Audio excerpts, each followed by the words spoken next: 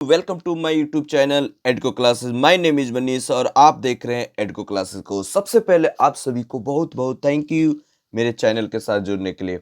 अगर आप इस वीडियो को पहली बार देख रहे हैं तो हमारे इस चैनल को सब्सक्राइब कर लीजिए और उसके बाद जो बेल आइकन है उसे प्रेस कर दीजिए ताकि हमारा हर वीडियो का नोटिफिकेशन आपको सबसे पहले मिले और आपकी प्रिपरेशन और भी अच्छी डायरेक्शन में मूव हो।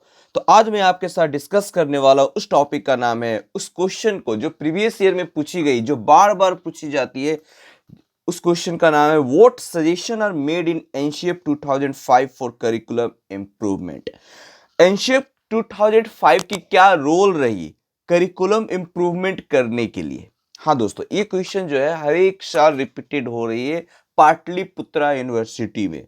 पाटलिपुत्रा यूनिवर्सिटी में ये क्वेश्चन 2016-18 वाले में भी 17-19 18-20 इस तरीके से रिपीटेड हो रही है। तो इस हिसाब से ये क्वेश्चन इंपॉर्टेंट हो जाती है दोस्तों।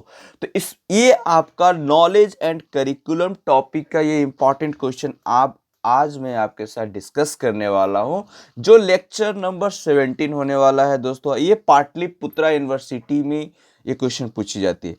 ये उन सारे स्टूडेंट्स के लिए भी ये क्वेश्चन इंपॉर्टेंट हो जाएगा एनसीएफ 2005, क्योंकि मतलब जो भी कहीं से भी बीएड कर रहे हैं, है ना, क्योंकि एनसीएफ 2005 नेशनल करिकुलम फ्रेमवर्क 2005 क्या होती है और क्यों बनाई जाती है। सबसे पहले क्वेश्चन दिमाग में ये आता है क्या कि एनसीएफ 2005 क्यों बनाई गई थी।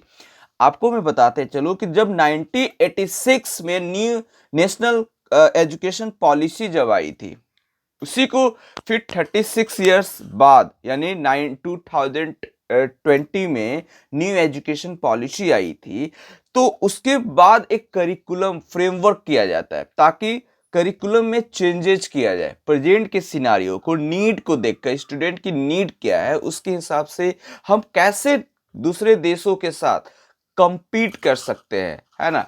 तो इस हिसाब से एक करिकुलम तैयार किया जाता है, उसी को फ्रेमवर्क कहा जाता है। और प्रेजेंट नीड को देखकर स्टूडेंट, सोसाइटी, टीचर, इंफ्रास्ट्रक्चर, इस सारे चीजों को स्पेशलाइज तरीके से एक अरेंजमेंट फॉर्मेट में अरेंज किया जाता है। तो इस हिसाब से करिकुलम स्ट्रक्चर को हम न्यू एजुकेशन पॉलिसी के बाद एक फ्रेमवर्क लाई जाती है। तो 2005 वही था, 1986 के बाद एक फ्रेमवर्क बनाई गई थी। सिमिलरली अब जो एक फ्रेमवर्क बनाई जा रही है, जो उम्मीद लगाया जा रहा है कि ये 2022 या 2023 में न्यू नेशनल करिकुलम फ्रेमवर्क आ जाएगी। तो उसमें क्या होगा कि सारा पैटर्न, सिलेबस, ये सारे चेंजेज हो जाएंगे दोस्तों। तो वीडियो को इसमें स्टार्ट करते हैं, डिटेल में जानते हैं कि आखिर इसमें क्या क्या सजेस्ट किया था एनसीएफ 2005 ने करिकुलम इम्प्रूवमेंट करने के लिए क्या क्या सजेस्ट किया जाता है। तो देखते हैं दोस्तों, बने रहे मेरे साथ, देखते रहे एडको क्लासेस को। अगर वीडियो पसंद आए तो लाइक कर दीजिए और दोस्तों को साथ शेयर कर दीजिए, क्योंकि शेयरिंग इज केयरिंग दोस्तों। एनसीएफ 2005 जो फ्रेमवर्क था, अभी तक इतिहास में 4 फ्रेमवर्क बनाई गई थी, उसमें से एक फ्रेमवर्क एनसीएफ 2005 था दोस्तों। उससे पहले 1975 में एक फ्रेमवर्क आई थी, फिर 1988 में दूसरा फ्रेमवर्क बनाई गई थी, नेशनल करिकुलम फ्रेमवर्क, और थर्ड जो फ्रेमवर्क बनाई गई थी 2000 में बनाई गई थी। उसके बाद 2005 में फ्रेमवर्क बनाई गई थी। ये जो 4 फ्रेमवर्क था उनमें से एक एनसीएफ 2005। मालूम होनी चाहिए आपको कि ये एनसीएफ फ्रेमवर्क बनाने का जिम्मेवारी, रिस्पॉन्सिबिलिटी एनसीईआरटी, हाँ जी, जो आप सही सुन रहे हो, जो बुक आती है NCERT, national council of educational research and training की जिम्मेवारी है, ताकि करिकुलम कैसी होनी चाहिए, एजुकेशन की, एकेडमिक की, ये सारी जिम्मेवारी एनसीईआरटी की होती है दोस्तों। ठीक है, इसी फ्रेमवर्क में ये बताया जाता है कि मेकिंग सिलेबस, सिलेबी यानी सिलेबी जो होगी, सिलेबस जो होगा वो कैसा होगा, टेक्स्ट बुक कैसी होगी, टीचिंग प्रैक्टिस स्कूल के अंदर, है ना, ये सारी चीज़ें इसमें इंक्लूड की जाती है दोस्तों। एनसीएफ 2005 जो डॉक्यूमेंट ड्रॉ की जाती है, एक गवर्नमेंट के कहने के अनुसार, जो न्यू एजुकेशन पॉलिसी आती है या नेशनल एजुकेशन जो पॉलिसी आती है कोई भी, उसके बाद ही ये फ्रेमवर्क बनाई जाती है। नाइस। अभी जो न्यू एजुकेशन पॉलिसी आई है ना 2020 में रंगराजन कमेटी के अंदर में आई थी, उसके पहले जो न्यू एजुकेशन पॉलिसी आई थी राजीव गांधी के टाइम में 1986 में, उसी को रिफॉर्म करके रिवाइज करके प्रोग्राम ऑफ एक्शन 1992 में लाया गया था। उसमें कुछ जैसे कैबे का गठन किया गया था। सीबीएसई जो बोर्ड मैं आपको बता रहा हूं, उसमें कैबे का गठन किया गया था, और उसके बाद से बीच में इतने लंबे गैप के बाद ये पॉलिसी आई 2020-2019 में। इसकी मतलब इनिशियल काम स्टार्ट हो गया, फाइनल इसने डॉक्यूमेंट्स सबमिट किया 2020 में और इम्प्लीमेंट हो गया। तो कहने का मतलब है कि इतना लंबा गैप ऐसे नहीं होनी चाहिए एक पॉलिसी दूसरे पॉलिसी के बीच में। लेकिन फिर भी हमारे एजुकेशन सिस्टम तो जानते ही हैं इंडिया का कि क्या है नहीं है। तो उस हिसाब से ये सारी चीज़ें पॉलिसी लाई, अब फ्रेमवर्क पर काम चल रही है। उम्मीद करते हैं कि 2022-2023 तक ये आ जाएगा। दूसरी हम बात करते हैं दोस्तों इस फ्रेमवर्क में जो हमारे सोसाइटी में नीड होती है दोस्तों, उस पर फोकस की जाती है। एजुकेशन सिस्टम अर्बन और रूरल, ज़्यादातर ये रूरल स्कूल्स पर फोकस करती है कि रूरल एरिया में स्कूल की जो सिस्टम है उस पर फोकस करती है ना। सिलेबस एंड टेक्स्ट बुक्स जो होती है based on it's being used by all the CBSE schools. CBSE schools भी कैसी सिलेबस बनाए यूज करेगी, फॉलो करेगा, ये गवर्नमेंट तय करेगी, है ना। कुछ दिन पहले आपको मालूम होगा बहुत सारे स्कूल में अपना अपना ये चलाता था, बुक चलाते, उसको गवर्नमेंट ने एक्शन लेकर सारे स्कूल में एनसीईआरटी बुक को एनसीईआरटी बुक से पढ़ाने की बात कही गई है। तो ये सारी चीज़ें गवर्नमेंट तय करते कि आपको क्या करना है नहीं करना। NCF 2005 waste material is also being used in many state school. और एक चीज़ और भी बता दें, सीबीएसई स्कूल तो हो गया जो सेंट्रल गवर्नमेंट की होती है। स्टेट स्कूल में अपने अनुसार क्या करते हैं, एनसीईआरटी सेंट्रल के लिए हो गया, और SERT जो स्टेट गवर्नमेंट उस बोर्ड को फॉलो करती है। उस करिकुलम मतलब सिमिलैरिटी होती है दोनों में, ऐसा नहीं गैप ज़्यादा नहीं होता, सिमिलैरिटी कुछ चीज़ों को, जैसे कि अब बिहार की अगर बात कर ले, यूपी की बात करें या असम की बात करें, कोलकाता वेस्ट बंगाल की बात करें, तो उसके ज्योग्राफिकल कंडीशन, वहाँ के कल्चरल, ये सारे चीज़ों को उसमें इंक्लूड किया जाता है एक्स्ट्रा, ठीक है ना।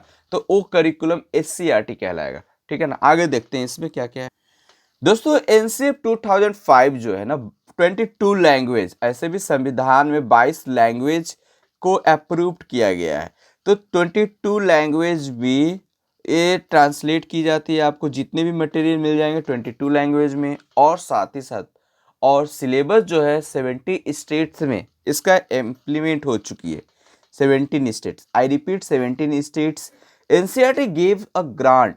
और पता है एनसीईआरटी क्या करती है कि चीज़ों को प्रमोट करने के लिए फ्रेमवर्क करिकुलम को, नेशनल करिकुलम फ्रेमवर्क को इम्प्लीमेंट करने के लिए हर एक स्टेट को वो 10-10 लाख रुपया वो क्या करती है देती है ना, ताकि वो सारे सिलेबस को इम्प्लीमेंट करे। कोई स्टेट ये ना कहे कि मेरे पास फाइनेंशियली वीकनेस की वजह से मैंने इस सिलेबस को इम्प्लीमेंट नहीं कर पाया, इसलिए एनसीईआरटी केंद्र सरकार उसको मदद करती है, ठीक है ना। ऐसे भी अब हम बात करते हैं कि एनसीए फोकस करती है किस चीज़ पर, क्या क्या सजेशन देती है, क्या क्या फोकस करते हैं, कि इसका इंटेंशन क्या है। तो एनसीए मेनली जो फोकस करती है दोस्तों, ये फोकस करती है रोट मेथड से हटाकर इसको रोट मेथड से शिफ्ट कर देना है, to shift learning from rote method. जो रटने वाली जो विद्या है, जो रट कर जो उससे हटकर लर्निंग बाय डूइंग पर क्या करना है, फोकस करनी है दोस्तों। तो पहले तो समझ लीजिए कि रूट मेथड हटा दी है, इसमें पहली फोकस हो जाती है। एनसीएफ का ये सजेशन रहता है कि भाई आप करिकुलम में जो रोट सिस्टम है, याद करने के रटने वाली जो सिस्टम है ना, मगिंग अप जिसको बोलते हैं, मग अप, तो उसको हटाना है, ठीक है ना। सेकंड जो पॉइंट आ जाती है, एनसीएफ जो फोकस करती है वो बच्चे की ओवरऑल डेवलपमेंट पर फोकस करती है, बच्चे की ओवरऑल डेवलपमेंट पर फोकस करती है। दूसरी जो बात करें दोस्तों कि ये इंटीग्रेटेड एग्जामिनेशन जो क्लासरूम में होती है वो फ्लेक्सिबल बनाई जाती है। बच्चे को सीखने के पर्पज से एग्जाम लिया जाता है, बच्चे सीखे इसलिए एग्जाम को फ्लेक्सिबल बनाया जाता है, ये फोकस करती है। दूसरा जो एनसीएफ का फोकस करने का जो तरीका है कि लर्निंग विदाउट बर्डन, ये बहुत बड़ी स्लोगन था उस समय जब एनसीएफ 2005 आई थी, तो लर्निंग विदाउट बर्डन, इसका मतलब जैसे कि इससे पहले बच्चे का कोई टाइम टेबल नहीं होता था, अपने बैग में बहुत सारे बच्चे क्या करते थे कि टोटल सब्जेक्ट को बैग में पुट करके कैरी करके स्कूल जाते थे। इससे क्या हो जाता था, बच्चे का जो बैग होती थी जिसको बस्ता बोलते हैं भारी हो जाती थी। तो उससे मुक्ति दिलाने के लिए बच्चों को कहा गया कि आप एक टीचर को मतलब एक रूटीन बनाएगी कि जो क्लास का जिस दिन एग्जाम्स होगी, जो जिस दिन क्लास होगी जिस सब्जेक्ट का, उसी सब्जेक्ट को कैरी करके लेकर जाना है स्कूल में। इससे क्या हुआ कि बच्चे जो बैग लेकर जाते थे कैरी करके, उससे उनको छुटकारा मिल गई। इसलिए ये स्लोगन फेमस हुआ था, लर्निंग विदाउट बर्डन, है ना। लर्निंग को जॉयफुल बनानी है, ये नहीं कि स्ट्रेस में आप पढ़ते रहो कुछ भी, या ऐसा नहीं कुछ करना है। Learning move away from text book जो एक बुक वॉर्म, जिसको किताबी कीड़ा बोलते हैं, तो बुक वॉर्म से हटाकर एक टेक्निकली समझने की चीजों को फोकस किया गया था एनसीएफ 2005 में। टू रिमूव स्ट्रेस, बच्चे के अंदर में जो स्ट्रेस थी उस स्ट्रेस को खत्म करने का कोशिश किया गया एनसीएफ 2005। ये मेनली करिकुलम में सारा कुछ उस हिसाब से करिकुलम बनाया गया। डेवलपमेंट चाइल्ड सेंटर्ड, यहाँ पर सेंटर्ड हो जाएगा, centred approach and the promote universal enrolment and retention up to the age of 40। देखा गया कि बच्चे बहुत ज़्यादा ड्रॉप आउट कर रहे थे, ड्रॉप आउट में छोड़ रहे थे बच्चे। तो आरटी, राइट टू एजुकेशन, आपको मालूम है कि पहले ये राइट टू एजुकेशन 21A में मेंशन है, आर्टिकल 21 में राइट टू एजुकेशन मेंशन है। इसमें यही है कि कंपलसरी एजुकेशन, चाहे बच्चे गरीब हो अमीर हो, सब तरह के बच्चे को, जो इसका एज 6 से लेकर 14 है, उनको लिए कंपलसरी एजुकेशन होनी चाहिए। ये राइट टू एजुकेशन में हो गया, जिससे इसमें सिर्फ कंपलसरी एजुकेशन की बात नहीं कही गई, इसमें गवर्नमेंट हर एक तरीके से मदद देने लगी गवर्नमेंट स्कूल में, है ना। इससे क्या हुआ कि बच्चे का जो ड्रॉप आउट रेशियो था वो कम हो गया। ड्रॉप आउट, इसके लिए बहुत सारे प्रोग्राम, सर्व शिक्षा अभियान लाया गया, है ना। तो कस्तूरबा गांधी इसी मतलब कह सकते हैं कि बहुत सारे स्कीम भी लाया गया, मिड डे मील लाया गया, है ना, ताकि बच्चों को जो मतलब जो कह सकते हैं हमारे देश में थोड़ा इकोनॉमिकली वीक होने की वजह से, फाइनेंशियली हम लोग वीक होने की वजह से, ये गवर्नमेंट ने स्कूल में ये सब सारे स्कीम प्रोग्राम लॉन्च किया था, ताकि बच्चे की ड्रॉप आउट रेशियो को रोका जा सके, कम किया जा सके। अब हुआ भी, ऐसा नहीं हुआ भी, ठीक है ना। नेक्स्ट पॉइंट जो है, to develop a sense of self realisation and dignity of the individual which, मतलब करिकुलम ऐसा होना चाहिए कि बच्चे अपने आप को डेवलप कर सके, अपनी डिग्निटी, अपनी प्रतिष्ठा, अपने आप को डेवलप कर सके, which would be the basis of social relationship, would develop sense, non-violence and non-nonsense across the society। Society में उनके पास एक ऐसी माइंड है, करिकुलम ऐसा होना चाहिए कि सोसाइटी में एक ऐसा माइंड है कि ताकि वो सोच सके चीज़ों को नॉन वायलेंसली, अहिंसा नहीं करना है, हिंसा नहीं करना, अहिंसा के साथ सीखनी है, ठीक है ना। सोसाइटी में वननेस की बात हुई, the inculcate the telling of oneness, democracy and unity पर बात कही गई। करिकुलम में सद्भावना, यूनिटी, एकता पर जोर दिया गया, क्योंकि हमारा देश डाइवर्सिटी कंट्री, यहाँ पर बहुत ज़्यादा डाइवर्सिटी देखने को मिलता है। Diversity in food, diversity in race, diversity in spoken, diversity in geographical condition, religion, इन सारे चीज, लैंग्वेज, ये सब डाइवर्सिटी होने की वजह से विविधता में एकता की बात कही गई, है ना। तो ये सारी चीजों पर जोर दी गई। Curriculum is enable to strength our national identity, curriculum में ये भी बात कही गई कि जो नेशनल आइडेंटिटी कैसे पहचानेंगे, देश की विकास, देश की प्रतिष्ठा को बरकरार रखनी है, इसके लिए करिकुलम में जोर दिया गया, उस हिसाब से करिकुलम बनाया गया। एनसीएफ 2005 की ये सारा कुछ फोकस था दोस्तों। अब देखते हैं इसके बाद कि लर्निंग एंड नॉलेज और क्या क्या इन्होंने सजेस्ट किया लर्निंग एंड नॉलेज के तहत, देखते हैं दोस्तों। बने रहे मेरे साथ, वीडियो को लाइक करते रहे और शेयर करते रहे दोस्तों, ठीक है ना। दोस्तों लर्निंग एंड नॉलेज, यानी अब लर्निंग को कैसा बनाया जाए, है ना। एनसीईआरटी ने इस करिकुलम में ये बताया कि लर्निंग को कैसा बनाया जाए, नॉलेज क्या होनी चाहिए, ज्ञान कैसी होनी चाहिए। तो इसमें बात कही कि लर्निंग इंजॉयफुल होनी चाहिए भाई साहब, learning should be an enjoyful act, और चिल्ड्रन ऐसा फील करे कि उनकी बातों को सुने, उनकी बातों को कोई सुन रहा है, उनकी बातों को कोई वैल्यू दे रही है, उन्हें वैल्यू दे रही है, value and their voice are heard, ये सारे चीजों पर बात कही गई, है ना। Curriculum structure and school should be design to make school a satisfactory place for students feel secure and valued. Curriculum structure ऐसी होनी चाहिए जहां वो स्कूल के हिसाब से होनी चाहिए, करिकुलम वहाँ के जिस भी स्टेट में उसके अनुसार होनी चाहिए, उसकी सोसाइटी के अनुसार होनी चाहिए करिकुलम। दूसरी चीज यहाँ पर बात हुई कि बच्चे सिक्योर और फील करें अपने आप को सिक्योर, अपने आप को जहाँ पर भी उनकी वैल्यू के एग्जिस्टेंस का पता चले, है ना।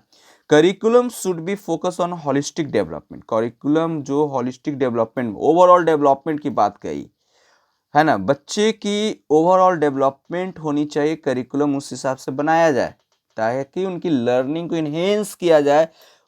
सिर्फ लर्निंग के साथ साथ सिर्फ एजुकेशनल एकेडमिक लर्निंग ही नहीं, as well as enhance their physical learning, mental development, इन सारी चीज़ों को भी क्या किया जाए, इनहेंस किया जाए और बढ़ाया जाए। ये सारी चीज़ों पर फोकस किया गया। Learning should relate real life experience, learning real life experience के बेस्ड पे होनी चाहिए, है ना, ताकि बच्चे अपना सीखने का जो तरीका है वो रियल लाइफ से के साथ कनेक्ट कर सके, है ना। उनके अंदर में समझ, बच्चे के अंदर में समझ, concept, deep concept and deeper understanding develop होनी चाहिए। इस प्रकार से करिकुलम बनाया जाए।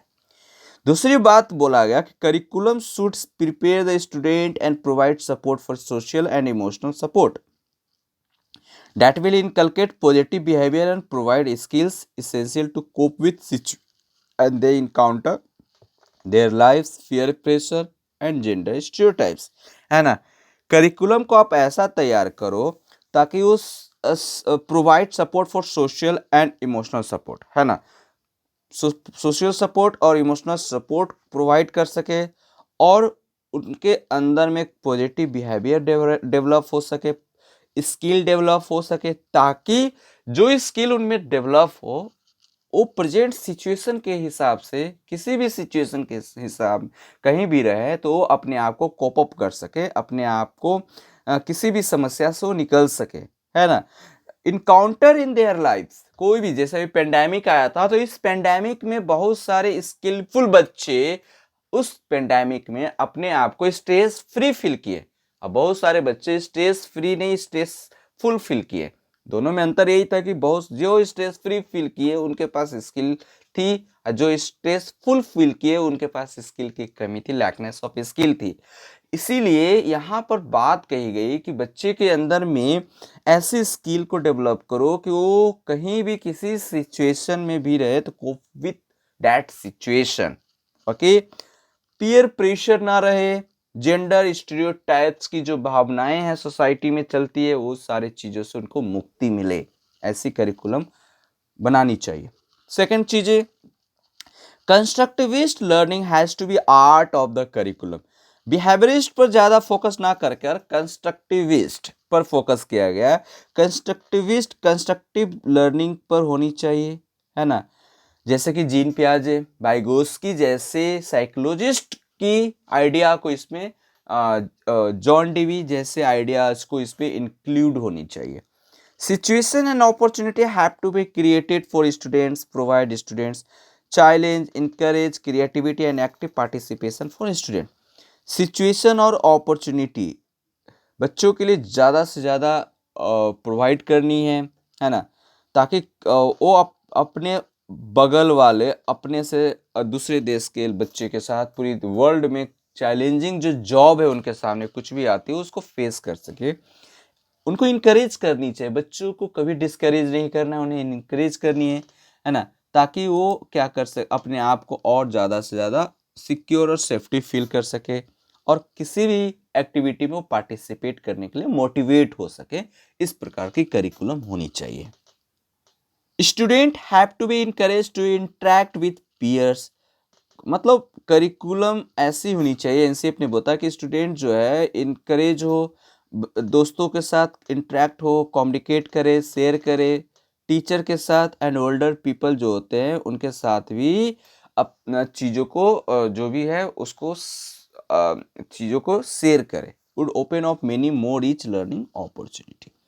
Foundation should be laid strong and firm, foundation जो बच्चा का होता है वो क्या होनी चाहिए, स्ट्रॉन्ग एंड फर्म होनी चाहिए, है ना, ताकि वो आगे हायर एजुकेशन जब एक्वायर्ड करे तो उसमें उन्हें प्रॉब्लम ना आए। Primary, upper primary, middle schools, ये सारे जो होते हैं फाउंडेशन होती है। Should provide the space for children explore and develop rational, उनको इतना स्पेस दो ना कि अपने आप को ये डेवलप कर सके, डेवलप देयर रेशनल थिंकिंग, है ना, रेशनल थिंकिंग को डेवलप कर सके, ये सारे चीज़ों को।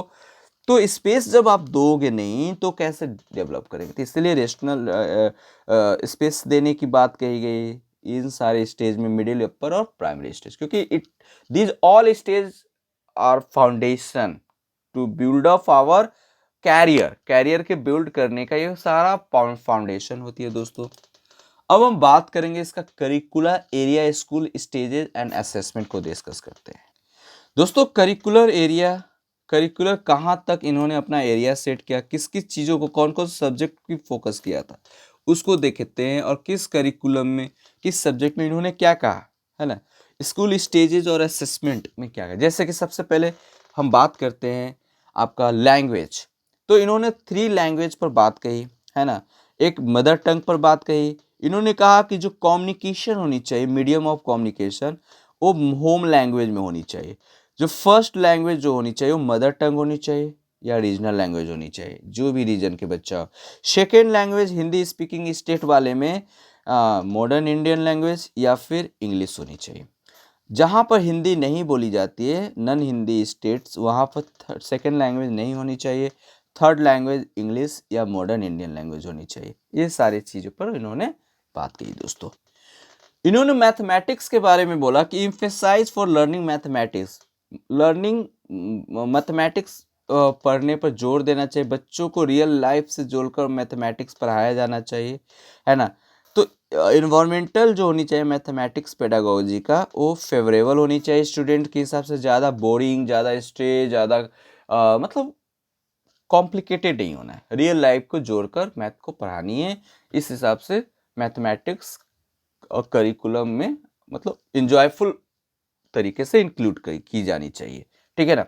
कंप्यूटर की इन्होंने बात की, तो कंप्यूटर जो flexible model of curriculum transaction होनी चाहिए, कंप्यूटर प्रैक्टिकल पर ज़्यादा ध्यान देनी है, थियोरेटिकल पर कम ध्यान देनी, ताकि बच्चे ज़्यादा से ज़्यादा सीख सकें।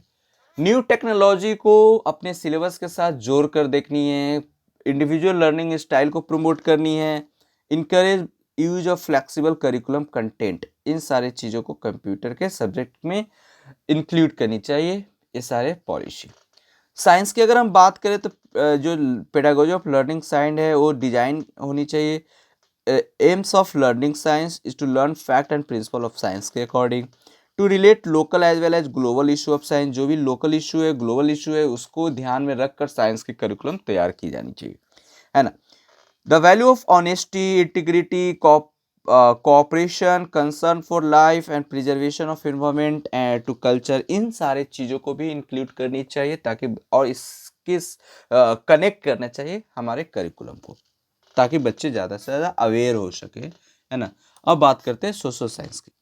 दोस्तों सोशल साइंस जो होनी चाहिए एनसीएफ 2005 के according, to encourage them to explore higher level to knowledge in different discipline, to promote problem solving ability and create thinking and citizens of tomorrow, बच्चों को ऐसा मतलब बनाओ कि उनको उनमें अंदर एबिलिटी स्किल डेवलप करो, ताकि कल भविष्य का जो सितारा है वो चमकता रहे और किसी भी सिचुएशन को कोविद कर सके, ठीक है ना। तो इस तरीके को उनको इनकरेज करनी। आर्ट एजुकेशन को इंक्लूड करने की बात कही गई करिकुलम में, है ना, कि भाई साहब कि आर्ट जो होती है ना वो होती है मिरर ऑफ सोसाइटी होती है दोस्तों, मिरर ऑफ सोसाइटी, उसको इंक्लूड करनी है। डेवलप, जिससे बच्चे की होलिस्टिक पर्सनालिटी, मेंटल सारे डेवलपमेंट होती है। Appreciate culture heritage and develop respect to each other work, मतलब आपको कल्चर हेरिटेज को डेवलप करना, उससे कनेक्ट करना बच्चे की लाइफ को, है ना, respect to each other work and connect to environment, environment के साथ कनेक्ट करना और एक दूसरे के कामों को रिस्पेक्ट करना, इन सारी चीज़ों को ध्यान में रखकर मतलब आर्ट एंड एजुकेशन को इंक्लूड करनी है। हेल्थ एंड फिजिकल एजुकेशन पर ध्यान देनी है, to provide skill dealing psycho social issues, school and home and community, school home community सब में फिजिकल एजुकेशन पर फोकस करनी है ना। बच्चों को ग्रो कर रिस्पॉन्सिबल सिटीजन बनानी है, उनको मोटिवेट करनी है खेलने के लिए, गेम्स स्पोर्ट के तरफ उन्हें आगे बढ़ने के लिए मोटिवेट करनी है, एनसीसी ज्वाइन करने के लिए, रेड क्रॉस, स्काउट गाइड्स जैसे ऐसे बहुत सारे ऑर्गेनाइजेशन है जो हेल्प करते हैं इन सारी चीज़ों में।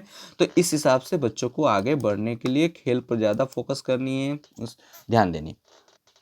दोस्तों स्टडी ऑफ पीस की बात कही गई। स्टडी ऑफ पीस में skill are developed as a part curriculum activity, एक ऐसा स्किल को डेवलप करना है जो लिसनिंग और पेशेंस की बेस पर हो। बच्चे के अंदर में सुनने की क्षमता, पेशेंस, धैर्य रखने की क्षमता डेवलप होनी चाहिए। आजकल के अभी सिनारियो ऐसी बन गई है कि बच्चे के अंदर एग्रेशन ज़्यादा आ रही है, तो ये सब नहीं होनी चाहिए। स्टडी ऑफ पीस पर फोकस करनी है, प्योरिटी ऑफ माइंड को डेवलप करनी है, कंसंट्रेशन पावर बच्चे कहाँ से लाएं, कैसे लाएं, इन सारी चीज़ों पर भी फोकस करनी है। Aptitude for cooperation and team work, बच्चे टीम वर्क पर फोकस करें, साथ में मिलकर काम करें, साथ में मिलकर किसी चीज़ों को आंसर दें, है ना। इससे क्या होगा कि हमारा कंट्री, समाज, फैमिली खुद को भी डेवलप करने में उसे हेल्प होगी और उसकी जो प्रॉब्लम है उसको जल्दी सॉर्ट आउट हो जाएगी। जैसे वाइगोत्स्की महोदय ने भी क्या कहा था, JPD journal of proximal development, ये सारे चीजें उन्होंने कही थी कि इससे क्या होता है, स्कैफोल्डिंग सपोर्ट से बच्चा तेजी से अपने आप को डेवलप करता है एंड टीम वर्क पर फोकस किया गया था। चलिए वर्क एजुकेशन की अगर हम बात करें तो वर्क एजुकेशन को भी ध्यान में रखना है करिकुलम के अकॉर्डिंग। जैसे कि work related to education made as an integral component of the, बच्चों को ऐसा पढ़ाओ, बुक वार्मर मत बनाओ, बुक वार्मिंग मतलब किताबी कीड़ा मत बनाओ, उसको प्रेजेंट सिनारियो में वर्क के पॉइंट ऑफ व्यू से, ताकि बच्चे जहाँ भी पढ़ रहे हैं वो अपने आप अपनी एबिलिटी को इम्प्लीमेंट कर सके। ये नहीं कि दिन भर खाली पढ़ते रहो और उसका कोई यूटिलाइजेशन ही नहीं है, उसका कोई बेनिफिट ही नहीं है। उन्हीं को ज़्यादा प्रॉब्लम फिर होती है कि खाली किताबी कीड़ा में लगे रहते हैं, फाइनली उन्हें प्रॉब्लम होती है जब वो वहाँ से निकलते हैं, तो उसके बाद वो जनरली ज़्यादातर कुछ नहीं कर पाते। तो करिकुलम में लर्निंग बाय डूइंग पर फोकस करनी है, कुछ स्किल उनके पास आ जानी चाहिए। Curriculum the form of work experience, work education, craft education जैसे एजुकेशन को भी इंक्लूड करनी है। Oriented education, pre vocational education पर भी फोकस करनी है, ऐसा करिकुलम एनसीए सजेस्ट करती है, गाइड करती है। अब हम देख लेते हैं स्कूल और क्लासरूम का एनवायरनमेंट कैसी होनी चाहिए, देख लेते हैं। एनसीप ने ये भी कहा कि स्कूल और क्लासरूम का एनवायरनमेंट बहुत ही अच्छी होनी चाहिए, ताकि उनकी फेवरेबल होनी चाहिए, ताकि वो ज़्यादा से ज़्यादा अपने मेंटल फिजिकल सारे डेवलप, होलिस्टिक डेवलपमेंट वो कर सके अपने आप को। इंफ्रास्ट्रक्चर अच्छी होनी चाहिए, लाइट एडिक्वेट लाइट होनी चाहिए, प्रॉपर वे में विंडोज होनी चाहिए, वेंटिलेशन की फैसिलिटी होनी चाहिए, क्लासरूम में स्टूडेंट टीचर रेशियो जो ज़्यादा नहीं होनी चाहिए। ऐसे जनरली जो मेंशन किया गया है 35:1 या फिर 30:1, इस तरीके का रेशियो होनी चाहिए, यानी 35 बच्चे पर एक टीचर, 30 बच्चे पर एक टीचर। जो आजकल के रेशियो देखा जाता है 60:1, ये गलत है, डबल, सीधे डबल, तो ये चीज़ें नहीं होनी चाहिए। हाइजीन एंड सेज इन्वायरमेंट की बात कही गई है। School should treat student with equality, बच्चों को स्कूल में ऐसा इन्वायरमेंट प्रोवाइड करे ताकि बच्चे को equality, justice, respect, dignity, right of education जैसे भावनाओं को डेवलप होने जैसा इन्वायरमेंट प्रोवाइड करनी चाहिए क्लासरूम में environment. Give equal opportunity for all student to participate in all activity, सारे बच्चों को अपॉर्चुनिटी देनी है, इक्वल अपॉर्चुनिटी प्रोवाइड करनी है, ताकि हर एक एक्टिविटी में पार्टिसिपेट कर सके बिना किसी बायस के, विदाउट एनी बायस।